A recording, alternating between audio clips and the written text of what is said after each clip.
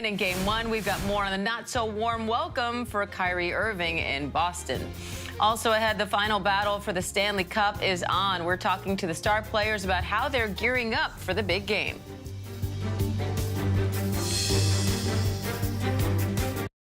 Whenever news breaks. We are here in Israel, a nation at war after that brutal surprise attack by Hamas. On the ground in Ukraine, reporting from Lewiston, Maine. The scene of a horrific mass shooting. ABC News Live is right there everywhere. From the scene of that deadly missile strike in Dnipro, Ukraine. Reporting from the earthquake in Turkey. In rolling forth, this tornado tore through this little town. From the most devastating disaster in Hawaii. From Charleston, South Carolina, on the 2024 campaign trail. In Iceland, let's go. Traveling with the president in Mexico City. Wherever the story. From the front lines, from southern Israel. Outside the Gaza Strip. In Beirut. From the FBI. Reporting from the nurses on the picket line. Here at 10 Downing Street in London. Streaming live to you. Wherever the story is. Wherever the story is. Wherever the story is, we're going to take you there. You're streaming ABC News Live. ABC News Live. You're streaming ABC News Live. ABC News Live, streaming free everywhere. America's #1 streaming news.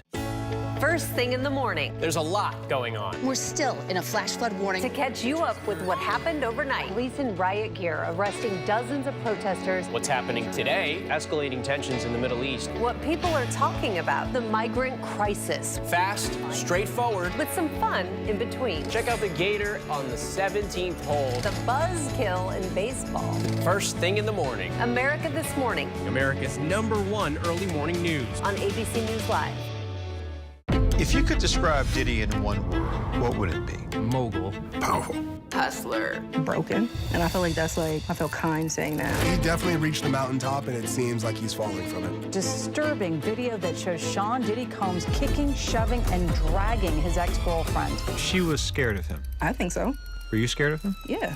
My sense was that everybody around him was afraid of him. Afraid of Sean Combs? Yeah. Why? Because he's explosive. Diddy's Downfall, now streaming on Hulu.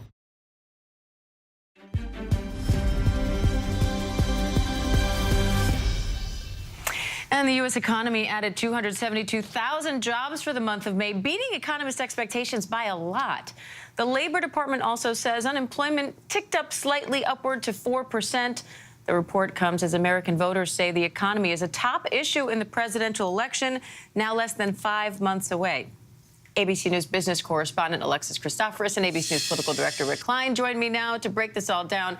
Alexis, what do these numbers tell you about the state of the economy right now? We were expecting this report to confirm what we thought was happening in the job market, that there was this steady slowdown. Instead, it smashed estimates, defying expectations, adding more than 80,000 jobs than expected. Also, you noted the unemployment rate. The important thing there is, for 27 consecutive months, the unemployment rate was below 4%. That's the longest stretch we've had since the 1950s. So a move up from 3.9 to 4%, not a huge deal, but certainly it's a milestone because of how long we were below 4%. Also, April and March numbers were revised upward to show 15,000 more jobs than previously reported. So I think overall, when you take this in combination with wages, which again rose more than expected, up 4.1% year over year, I think we're going to have to wait a little bit longer for the Fed to hand us its first cut in interest rates. You took my question, which was going to be a quick follow-up. What does this mean for the Fed? Everybody wants to know about those interest rates. Rick, this report, as Alexis said, it suggests the U.S. economy is still relatively strong, but consumer confidence is still well below pre-pandemic levels. So how is that affecting President Biden at the polls? It's a huge drag on him because, by all accounts, as Alexis knows, numerically, anything on paper would suggest that this is an extraordinarily strong and durable economy that's defying expectations at just about every level. But the thing that I think consumer confidence is driven by primarily or fundamentally is inflation, and not just year-over-year inflation, but overall inflation. And the fact that prices are higher than when Joe Biden took office is something that is a fundamental fact that voters are going to be hung up on for some time. It's going to take a lot of, not just convincing, not just jawboning. That doesn't work. You really have to drill down on this to see the differences. And as you can see in that chart, Joe Biden has a pretty good story to tell about the unemployment rate, about wages as well.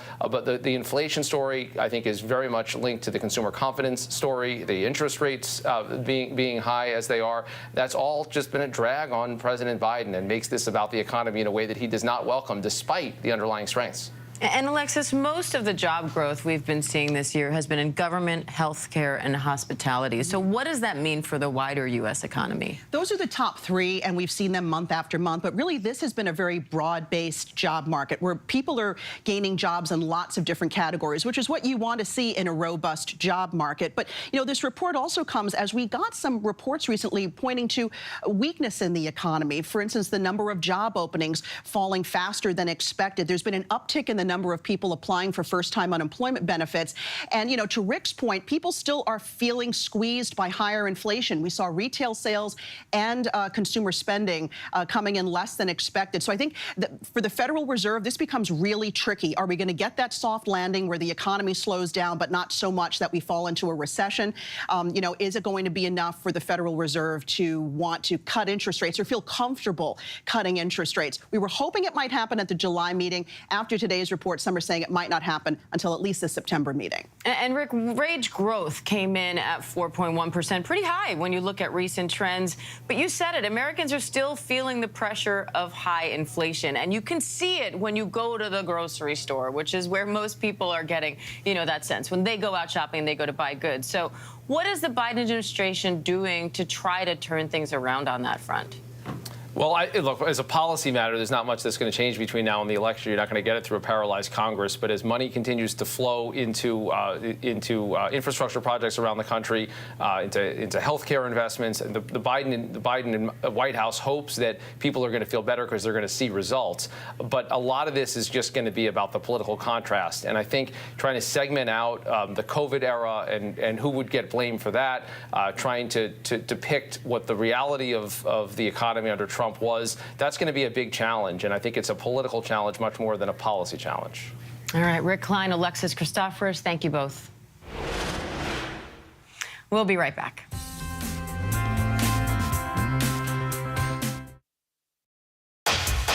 Whenever news breaks, we are here in Israel, a nation at war. In Rolling Fork, this tornado tore through this town. From Lewiston, Maine. The scene of a horrific mass shooting. From the scene of that deadly missile strike. ABC News Live everywhere. In Iceland, let's go.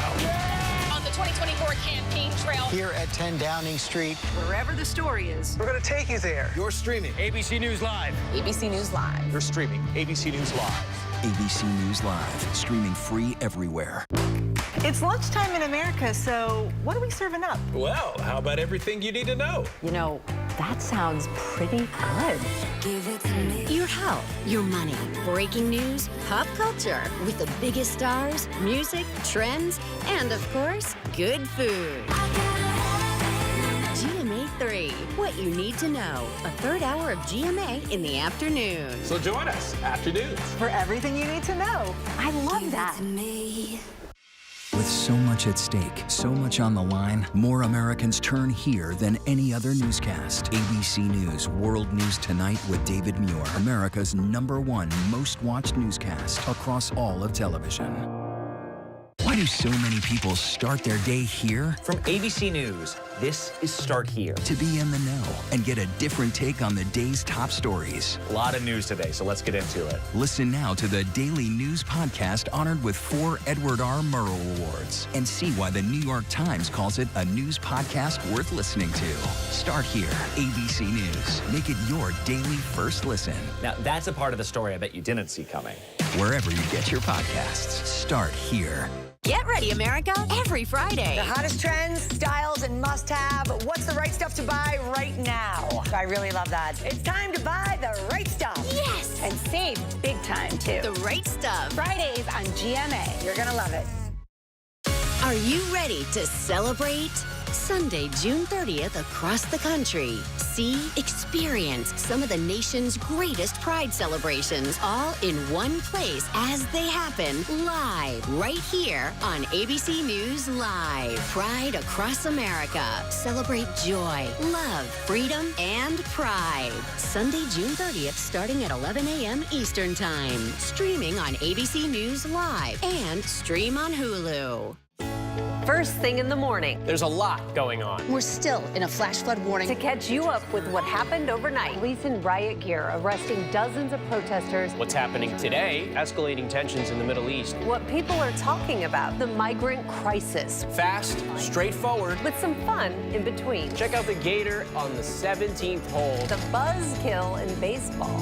First thing in the morning. America This Morning. America's #1 early morning news. On ABC News Live. I'm Mola Lengi in Tehran. Wherever the story is, we'll take you there. You're streaming ABC News Live.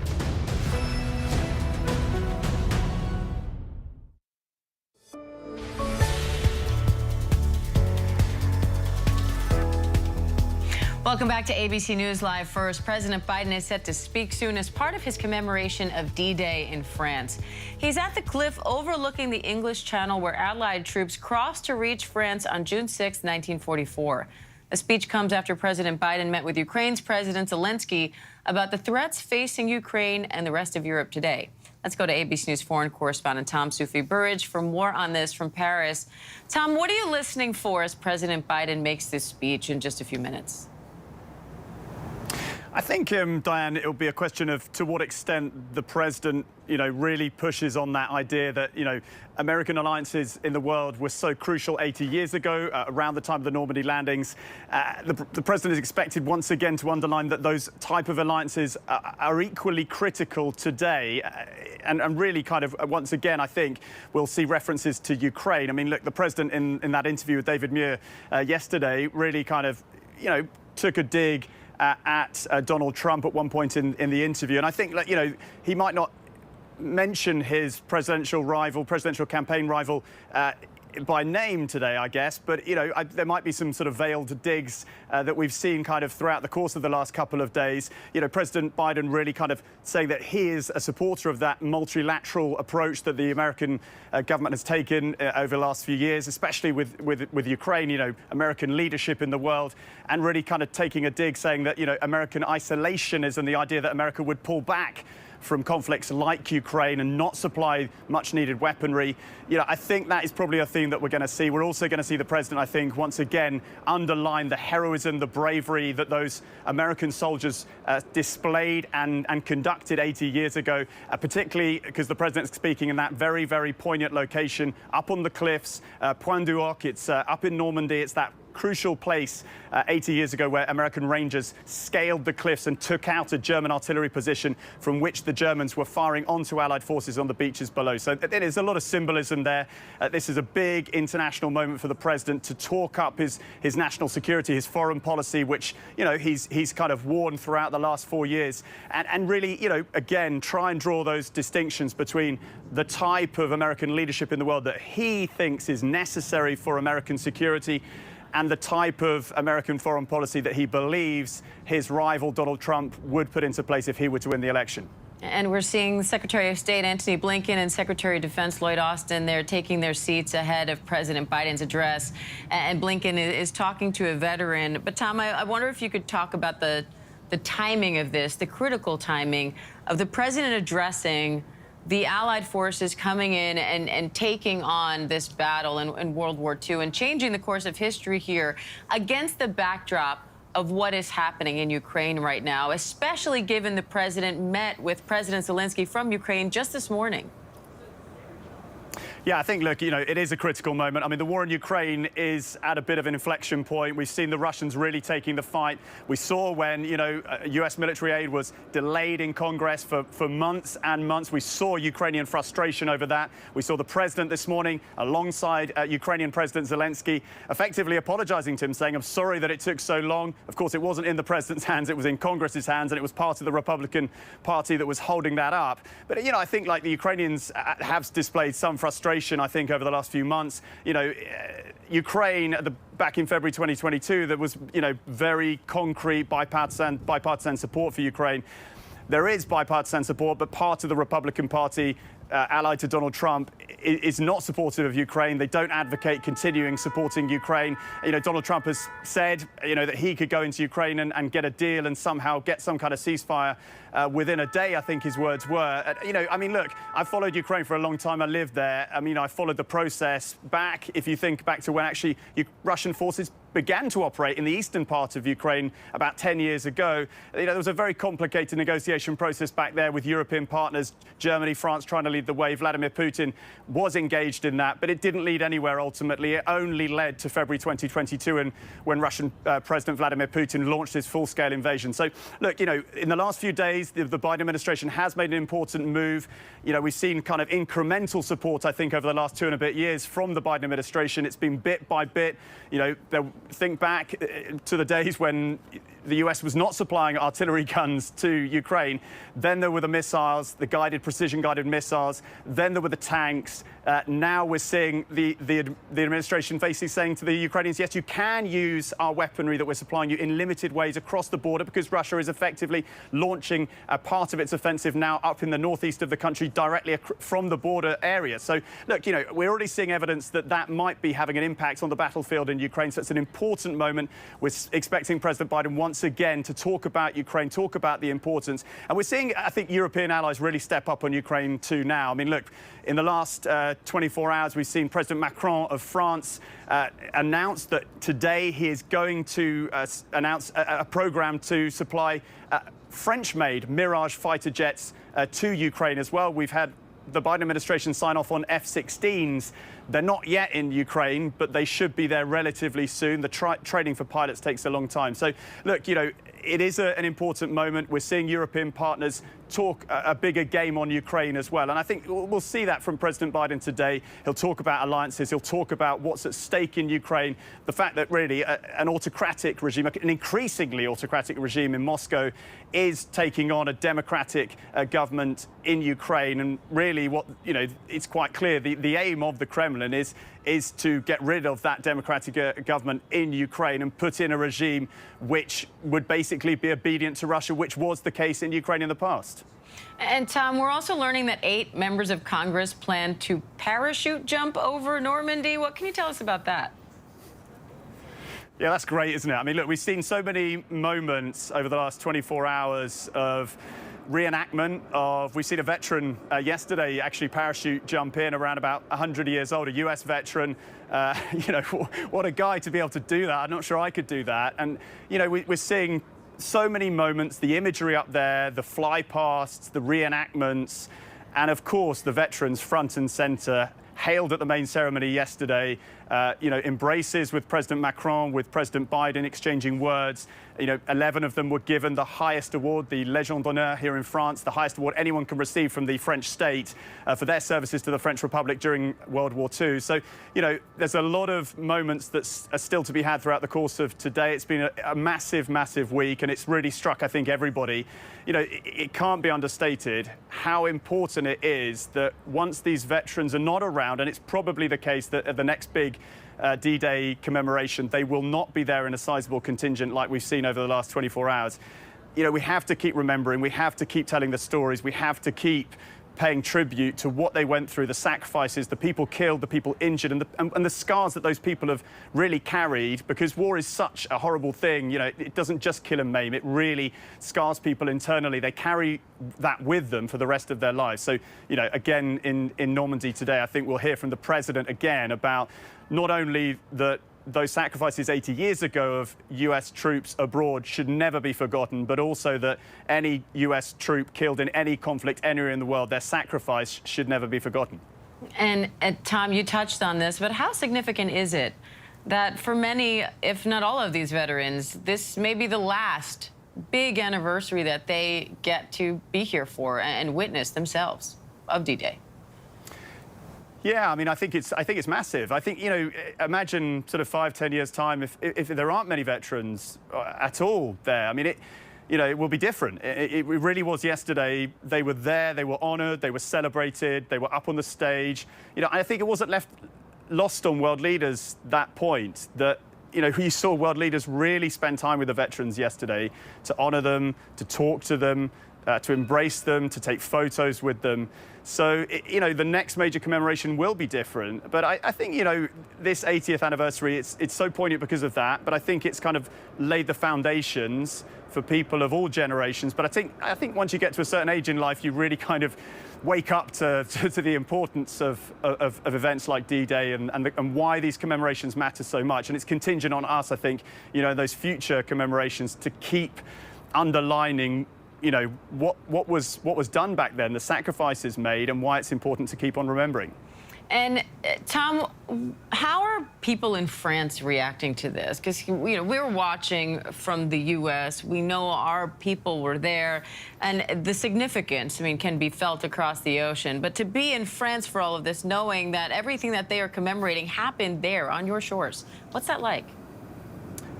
Yeah, look, I live in France. Half my family is French. Look, everyone is watching it. Everyone is taking part to some extent. Life goes on the streets of Paris outside, but there's only liberty and freedom on the streets of Paris today because 80 years ago, US and other Allied troops came here in that sort of heroic way and conducted that absolutely monumentous military amphibious landing, the likes of which we've never seen throughout history. And, France has really, I think, done itself proud in terms of the commemorations. The big picture events were impressive, they looked good, they sounded good, they struck the right tone. And I think the main message that we just saw over and over again, we saw it from President Macron directly to President Biden on the red carpet. We heard him on the mic just saying thank you. And we saw that from, multiple French officials, French members of the public, French school children throughout the course of this week, thanking US veterans and other Allied veterans for the sacrifice, for the heroism that they displayed. I think it's massive for France. You can't underline how important D-Day was, that moment that led eventually. Paris wasn't liberated for about 2 months after D-Day, but, for French people today, it's 80 years on, so it's important. The younger people might not know much about it, might not remember, but I think we've seen so many radio shows, TV shows, documentaries, incredible kind of reenactments of D-Day, and that will have an impact. And that's how France, America, all allied nations carry that memory forward and learn the lessons from it, you hope, and keep teaching the younger generations. And Tom, we're watching Secretary of State Antony Blinken there talking to Private First Class John Wardell. Now, Wardell is from New Jersey. He was there on that day. He scaled the cliffs of Normandy nearly 80 years ago. What do you make of the stories that are coming out of this commemoration as you hear one by one these men who were there telling the story of what happened that day and what their life has been like since? Yeah, I think, I don't think if people are not in the military and they haven't fought in a war, it's impossible just to imagine what it was like to try to, come across on those beaches. And we heard it from US veterans that ABC News has interviewed over the course of the last few years. When they came up towards the beaches, many of them were not quite sure what awaited them. They only really knew the sort of very specifics of their mission. Inevitably, there was an effort to try and deceive the Germans about exactly where the invasion was going to happen, at what point in time. And so, the stories are just incredible. And I think, if I'm right in thinking, John Wardell is one of the 11, I think, I can't quite be sure about that, but one of the 11 World War II American veterans who was honored by the French President Macron yesterday, given the Légion d'honneur. It was such a touching moment when he pinned the medal on their jackets. He said in French, thank you, you are now a Knight of the Legion of Honor, for your services to the French Republic. It was just, one of those sort of big moments where I think anyone should watch it. It just, it was right. It was done in the way that any person would just, really kind of wake up to what these guys did and the sacrifice they made and why it's important that we keep on remembering. The stories are just endless, aren't they? And yes, with time, more and more of these veterans sadly are not here. We got breaking news that one US veteran sadly died on the way over yesterday. As in, we got the news yesterday, but he died earlier in the week. And that again just brings it home. With time, sadly, many of these veterans are not with us, and that's why their memories should be cherished. So important to keep their stories alive, and we know the president is going to try to do just that in just a few moments. Our foreign correspondent, Tom Soufi-Burridge. Tom, stay with us because we are going to go back when the president takes the podium in just a few moments. So stay back. We are going to take a quick break right now, but again, we'll be right back with President Biden's major address there in Normandy in just a moment. Stay with us.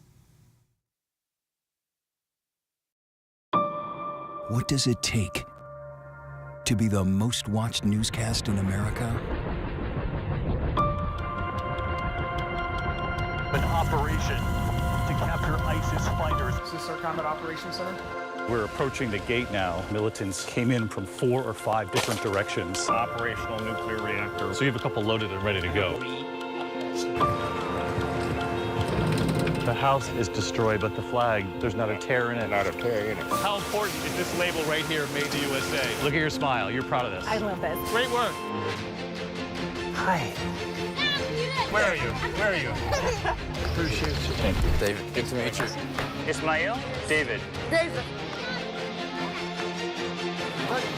Yes, yes. I'm David Muir. I know who you are. You Watch do? you every night.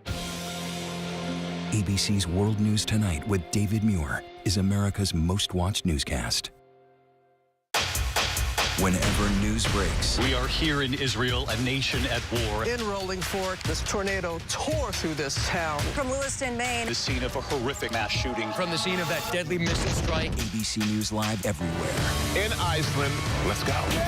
On the 2024 campaign trail. Here at 10 Downing Street. Wherever the story is. We're going to take you there. You're streaming ABC News Live. ABC News Live. You're streaming ABC News Live. ABC News Live, streaming free everywhere. First thing in the morning. There's a lot going on. We're still in a flash flood warning. To catch you up with what happened overnight. Police in riot gear arresting dozens of protesters. What's happening today? Escalating tensions in the Middle East. What people are talking about. The migrant crisis. Fast, straightforward. With some fun in between. Check out the Gator on the 17th hole. The buzzkill in baseball. First thing in the morning. America This Morning America's #1 early morning news. on ABC News Live. ABC News, America's #1 news source.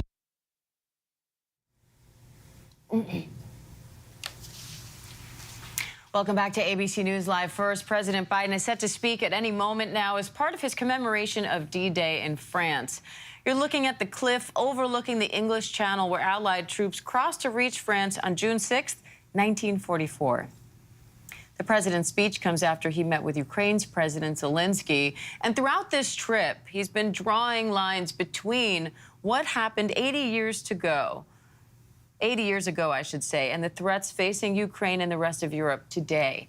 I want to bring in ABC News foreign correspondent Tom Soufi-Burridge for more on this from Paris. Tom, as we await President Biden, talk us through what you expect to hear from the president, and particularly these connections that he's been making throughout this trip about what happened there in Normandy, the change in the tide of World War II, and where we are right now in the world, and particularly in the war in Ukraine. Yeah, I think the scale of those two conflicts are very different, right? I mean, World War II was a world war. The Ukrainian war is a conflict which, for now, is limited to Ukraine. But I think, we heard it from the president yesterday, and we've heard it from European leaders repeatedly, that their belief is that if the war in Ukraine, if Ukraine falls to the Russian regime, then, who's next? And would Russia really stop there? And I think, that reflects, I think, a sort of a lesson learnt over time by President Biden and other world leaders that, the regime of Vladimir Putin, if you think back to 2014, when they first started launching an invasion into eastern Ukraine via sort of proxy forces, a lot of world leaders kind of stepped back and they didn't want to get involved, and they tried to sort of give Russia the benefit of the doubt on that one, and thought that maybe, they could negotiate their way out of that, and that Vladimir Putin wouldn't keep going. And I think, when Vladimir Putin launched his full-scale invasion in February 2022, I mean, that changed everything, right? So I think President Biden, again, will touch on the sort of parallels, again, making the case that, yes, Ukraine is a more limited war, but in his mind, in the mind of pretty much every European leader, bar a couple. And we're now seeing President Biden arriving there. He's set to speak at any moment. Let's hand it over to Whit Johnson.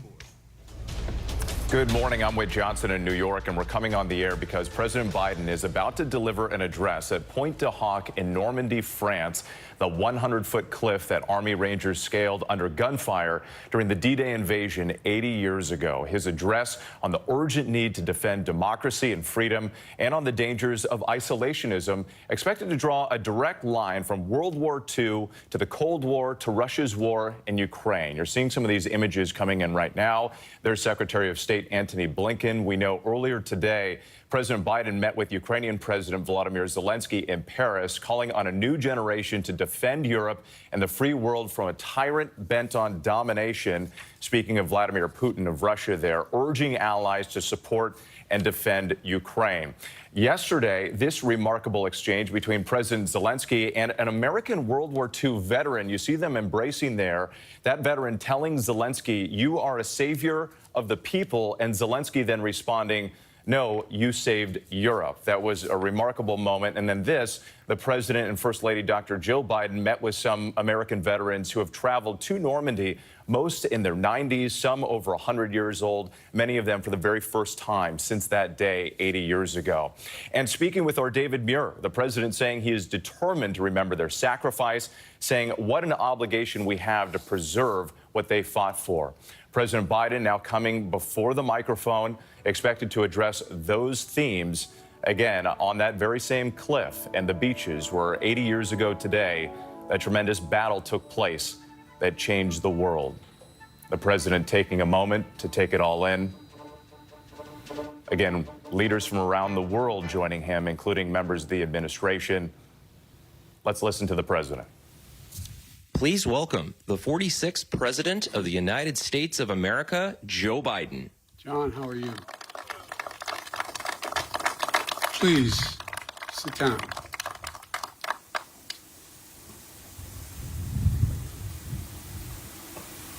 At last, the hour had come. Dawn, 6th of June, 1944.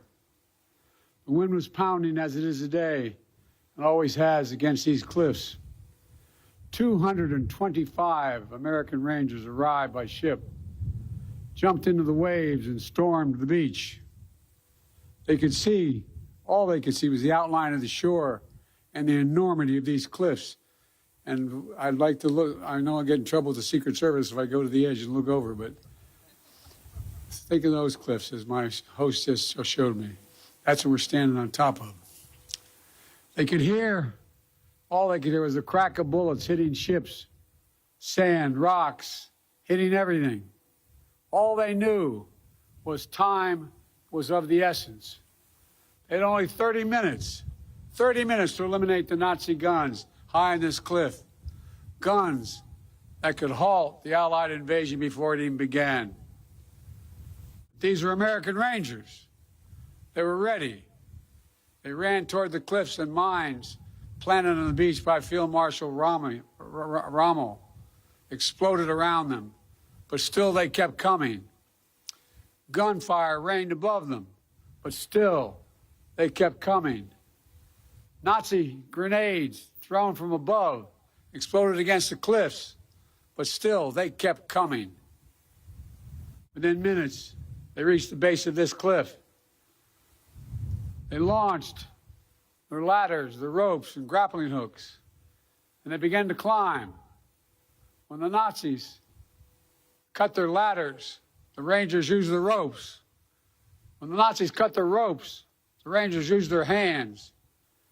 And inch by inch, foot by foot, yard by yard, the Rangers literally clawed their way up this mighty precipice until at last they reached the top. They breached Hitler's Atlantic Wall, and they turned in that one effort the tide of the war that began to save the world.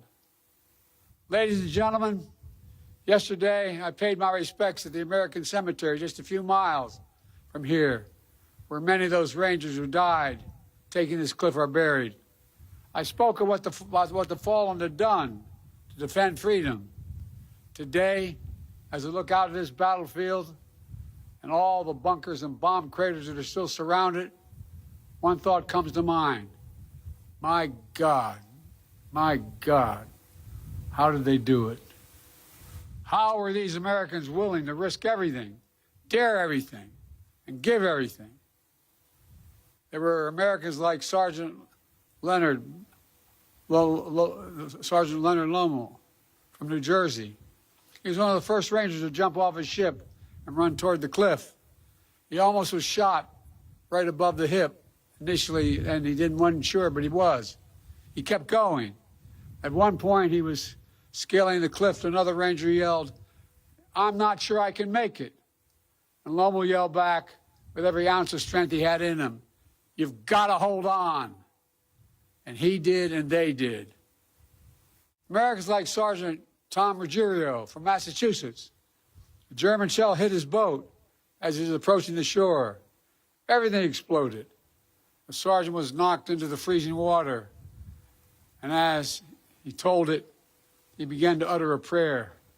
"Dear God, don't let me drown. I want to get in and do what I'm here and supposed to do." Americans like Colonel James Rudder, Texas. When the military asked for a battalion for this daring mission, he raised his hand and said, "My Rangers can do the job." He knew their capacity. He knew the strength of their character. A few days after they scaled this cliff, he wrote a condolence letter to a mother of one of the Rangers who gave his life here.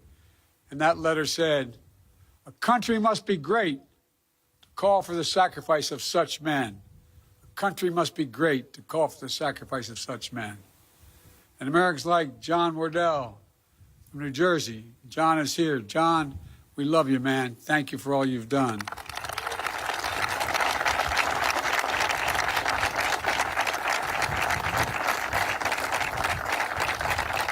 Deserve that and a lot more, John. Just 18 years old, he deployed to this cliff to replace the surviving Rangers on that D-Day invasion. He would go on to fight across France and Germany. In early December 1944, during one of those battles, shrapnel pierced his skull. But by Christmas, he was back, fighting with his unit. And here's what he said about the notes he kept at that time. He said, "Knowing that my buddies and I always looked out for one another. That's why he came back. That's why he fought so hard to get back. He always looked out, and his buddies looked out for one another." We talk about democracy, American democracy. We often talk about the ideals of life, liberty, pursuit of happiness. What we don't talk about is how hard it is, how many ways we're asked to walk away, how many instincts are to walk away. The most natural instinct is to walk away, to be selfish, to force our will upon others, to seize power, never give up.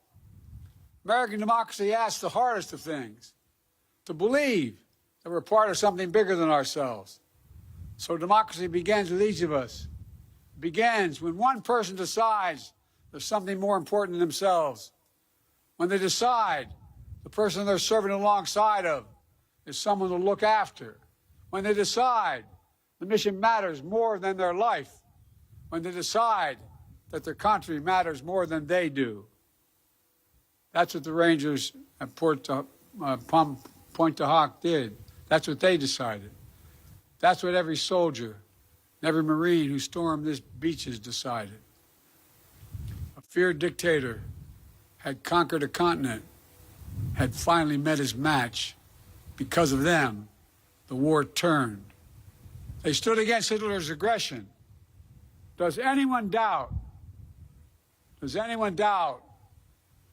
they would want America to stand up against Putin's aggression here in Europe today? They stormed the beaches alongside our allies.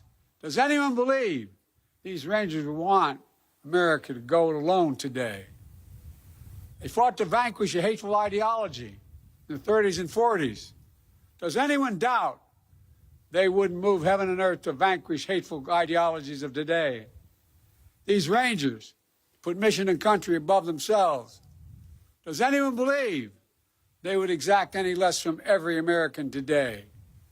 These Rangers remembered with reverence those who gave their lives in battle.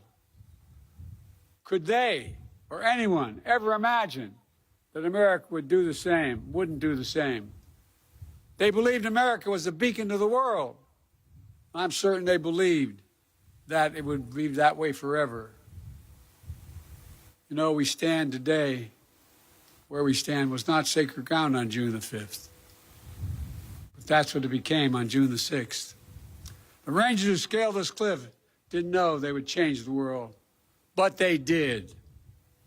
I've long said that history has shown that ordinary Americans can do extraordinary things when challenged. There's no better example of that in the entire world than right here at Pointe du Hoc.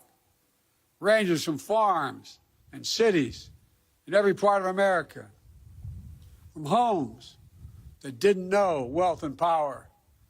They came to a shoreline that none of them would have picked out on a map. They came to a country many of them had never seen, for a people they had never met. But they came. They did their job. They fulfilled their mission. And they did their duty. They were part of something greater than themselves. They were Americans. I stand here today as the first president to come to Pointe du Hoc when none of those 225 brave men who scaled this cliff on D-Day are still alive. None. But I'm here to tell you that with them gone, the wind we hear coming off this ocean will not fade. It will grow louder as we gather here today. It's not just to honor those who showed such remarkable bravery on that day, June 6, 1944. It's to listen to the echoes of their voices, to hear them, because they are summoning us, and they're summoning us now. They ask us, what will we do? They're not asking us to scale these cliffs, but they're asking us to stay true to what America stands for. They're not asking us to give or risk our lives, but they are asking us to care for others in our country more than ourselves. They're not asking us to do their job. They're asking us to do our job, to protect freedom in our time, to defend democracy, to stand up aggression abroad and at home, to be part of something bigger than ourselves. My fellow Americans, I refuse to believe, I simply refuse to believe that America's greatness is a thing of the past. I still believe there's nothing beyond our capacity in America when we act together. We're the fortunate heirs of a legacy of these heroes, those who scale the cliffs, Pointe du Hoc. We must also be the keepers of their mission, the keepers of their mission, the bearers of the flame of freedom that they kept burning bright. That is the truest testimonial to their lives. Our actions every day to ensure that our democracy endures and the soul of our nation endures. To come here simply to remember the ghosts of Pointe du Hoc isn't enough. We need to hear them. We have to listen to them. We need to listen to what they had. We need to make a solemn vow to never let them down. God bless the fallen. God bless the brave men who scaled these cliffs. May God protect our troops. God bless America.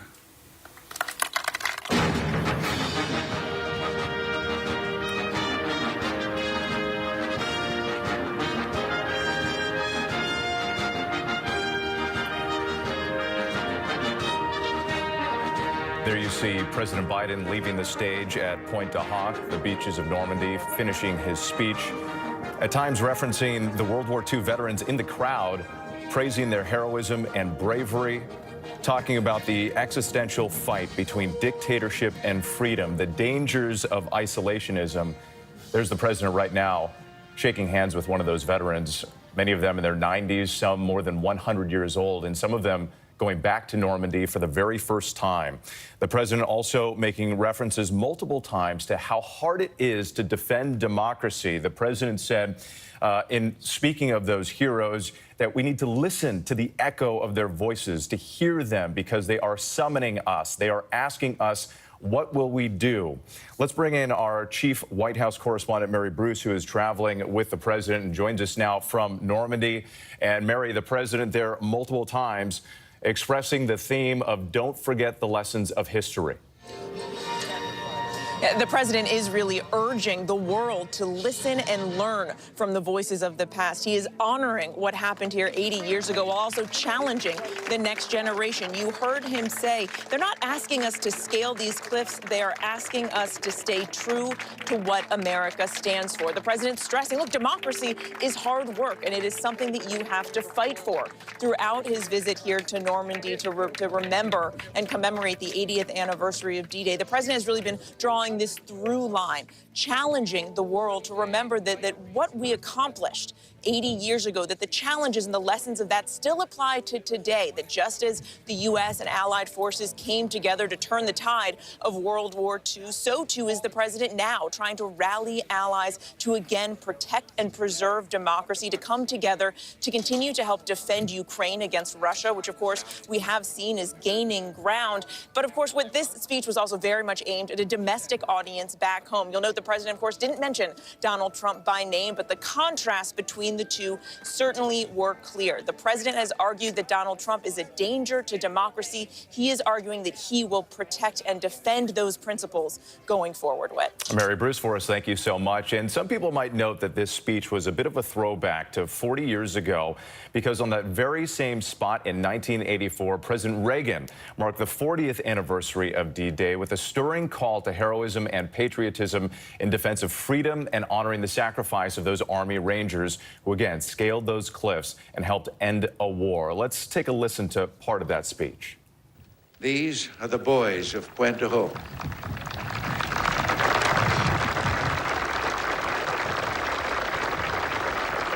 These are the men who took the cliffs.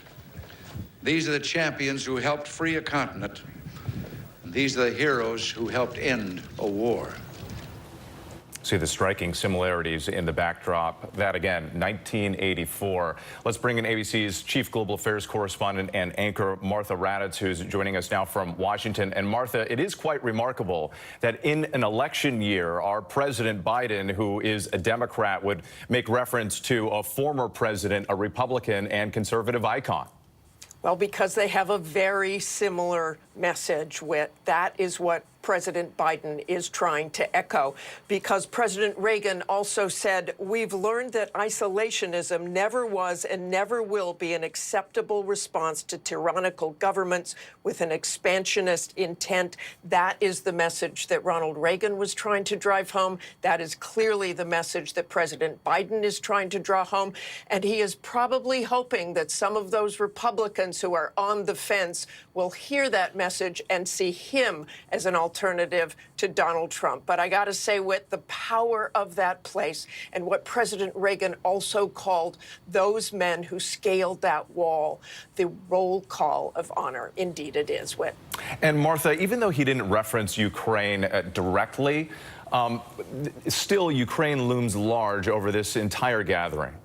It certainly does. As Mary said, that is the thread that connects all of this. And we have heard President Biden again and again talk about Ukraine and the importance of fighting Russia. Martha Raddatz for us, and our thanks to Mary Bruce. We're going to return you to regular programming. For some of you, that's Good Morning America in the West. Our coverage continues on ABC News Live and abcnews.com. David Muir will be right back here from Normandy with the latest on World News Tonight. I'm Whit Johnson in New York. Have a great day. This has been a special report from ABC News. And you're watching continuing coverage now of President Biden's address in Normandy. The president just moments ago delivered remarks on freedom, democracy, and the legacy of D-Day in Normandy, France. I want to go to our foreign correspondent, Tom Soufi-Burridge, who's live in Paris for us. Tom, talk me through what you make of the president's remarks. Again, trying to emphasize not only the heroism that happened 80 years ago, but also what we can learn from that today. Yeah, I think, Diane, look, what the president did was he used that incredible location, that incredible story, the Rangers who bravely scaled the cliff at a critical moment in World War II, to underline a point which he wants to make for the world today, and that is that he believes that America needs to continue to take a stand in the world. And obviously that is pointing mainly towards Ukraine, but of course you could argue that it would also apply to American policy in the Pacific, to potential Chinese aggression too. So, but you know, I think the president was really kind of pushing that message that, look, there was a fight for democracy back then. America stood up to the cause. American individuals scaled that cliff. They were brave enough to stand up for democracy against tyranny then. And look, the president's saying that in Ukraine today, yes, it's a conflict on a much smaller scale, but that same cause is present in Europe today, that, you know, you have a democratic regime in Ukraine and you have an increasingly autocratic regime in the Kremlin, which is invading sovereign Ukrainian territory and trying to effectively bring down that regime, that democratic regime in Ukraine. So the president was really pressing for, and it was, you know, I think mainly aimed at a domestic American audience to say, look, we can't stand back. Imagine if Americans back in 1944 had have not stood up to the moment, what world would we live in today? I mean, that was President Biden's main message, that America has to take a stand. It has to fight for its principles abroad, perhaps not directly, not American boots on the ground in Ukraine, but supplying the weaponry, supplying the finance that the Ukrainian regime needs. And we're seeing that in the last few days as the Biden administration, again, allows the Ukrainians to start using American-supplied weaponry to actually hit targets inside Russia up in the northeast, because, of course, the Russian military is actually launching its offensive up in that part of the country from directly across the border. And I want to bring in our chief White House correspondent, Mary Bruce, who's been traveling with the president. Mary, President Biden also seemed to use this speech to draw a distinct difference between himself and former President Trump when it comes to foreign policy. What stuck out to you there? Yeah, he definitely is trying to draw a sharp contrast, even though, of course, he didn't mention Donald Trump by name. But look, President Biden has argued that Donald Trump is a danger to democracy, and he is very much trying to lean into this split screen as he urges the world and the country and an audience and voters back home to not forget the lessons of history, as Tom was saying, to remember the importance of allies coming together now to continue to defend Ukraine. Of course, that comes as former President Trump has suggested he could walk away from NATO. So President Biden is, of course, trying to honor what happened here 80 years ago, to really challenge the next generation to continue to preserve and protect democracy, but also make very clear to an audience back home what he feels is on the line in this election, Diane. And I want to go to Chief Foreign Affairs anchor Martha Raddatz for more on the president's call to action, because, Martha, we heard President Biden forcefully calling for action, for unity against Russia and its war on Ukraine. He even referenced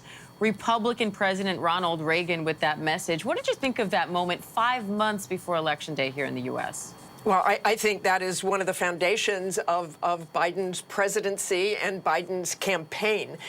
He sees himself as an expert on foreign policy. He has been very much an advocate of sending weapons and help to Ukraine. He has doubled down on that this week, sending millions of dollars in what's called a drawdown for infrastructure. And again, we have the weapons going there and now able to hit inside Russian territory, which is a big move for this president, because they had said really for years that they weren't going to do that they thought it might be an escalation. We heard what he said to our David Muir, that he didn't think that would happen, any sort of escalation with Russia. But this is the foundation of what President Biden believes in. He believes in NATO. He stands firmly behind NATO. Now, interestingly, I was looking at former President Trump's speech from 2019, and he did have some words. He said, "Today, as we stand together upon this sacred earth, we pledge that our nations will forever be strong and united. May God bless our allies." But most of all, in former President Trump's speech, he talked about America and America's role in that war. And of course, he has said since then that he doesn't believe we should protect NATO countries, members of the alliance, if they do not pay what what they are supposed to pay, which is about 2% of the GDP. And there are many nations who do not pay that amount. But that has the NATO allies worried. President Biden, of course, wanted to double down on that and say he stands firmly behind NATO. Diane? And Mary, President Biden also met with Ukraine's President Zelensky before this speech. What can you tell us about that meeting and where that relationship goes from here? Well, the president making very clear his unwavering support for Ukrainian President Zelensky. But, of course, we have seen some challenges getting additional funding from the U.S. for Ukraine. The president mentioning that. Of course, we saw that fight play out in Congress several weeks ago. But, of course, the president personally expressing his, 100% backing for Ukrainian President Zelensky. And really, we have seen this remarkable hero's welcome like here for President Zelensky yesterday, that incredible emotional moment when he was greeted by a veteran, a D-Day veteran here, who thanked Zelensky, saying that, he is really the one who is the hero, who is helping, to support and save everyone going forward. Zelensky basically saying, back at you. You are the one who helped save the world. Just a remarkable moment here, Diane.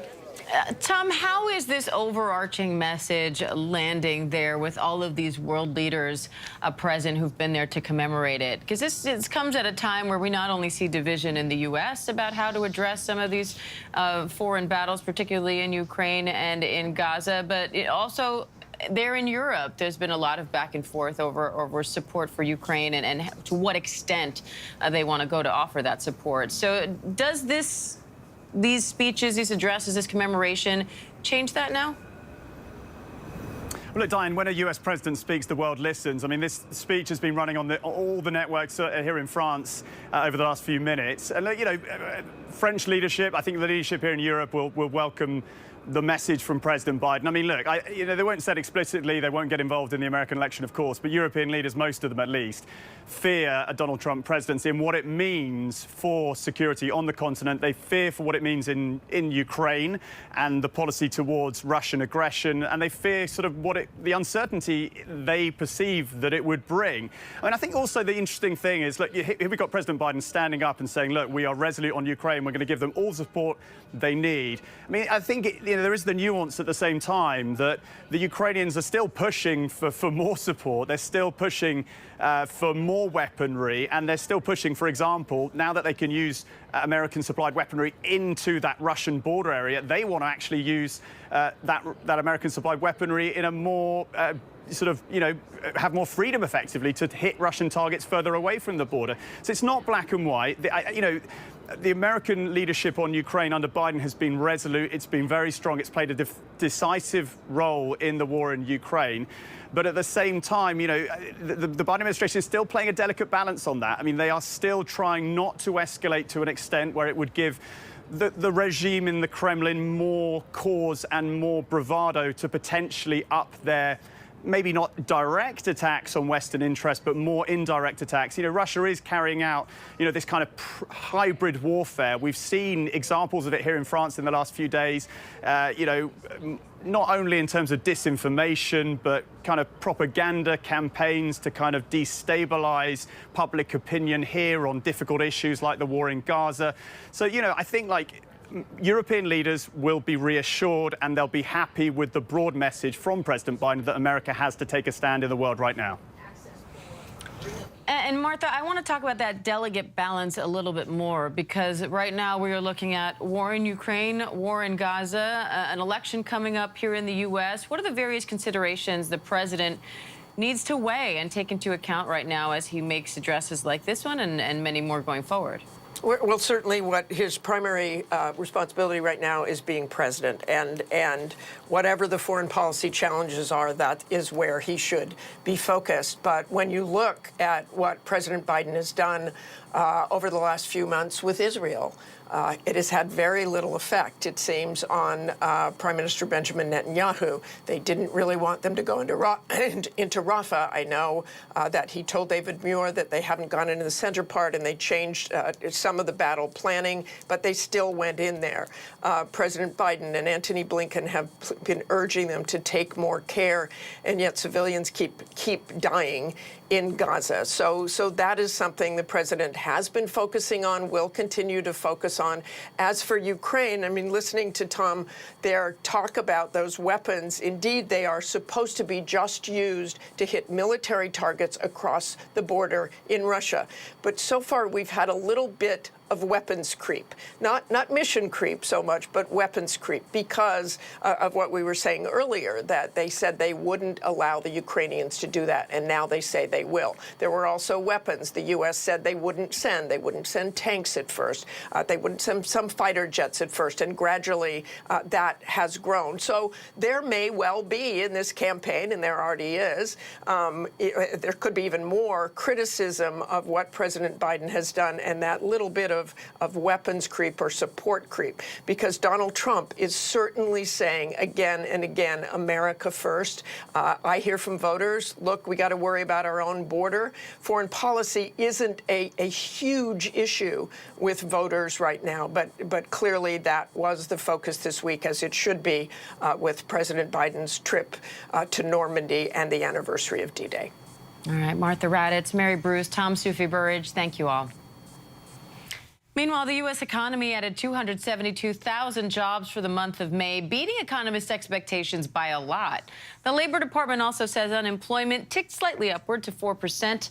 The report comes as American voters say the economy is a top issue in the presidential election, now less than 5 months away. Daniel Hornung, Deputy Director at the White House National Economic Council, is here now with more on that.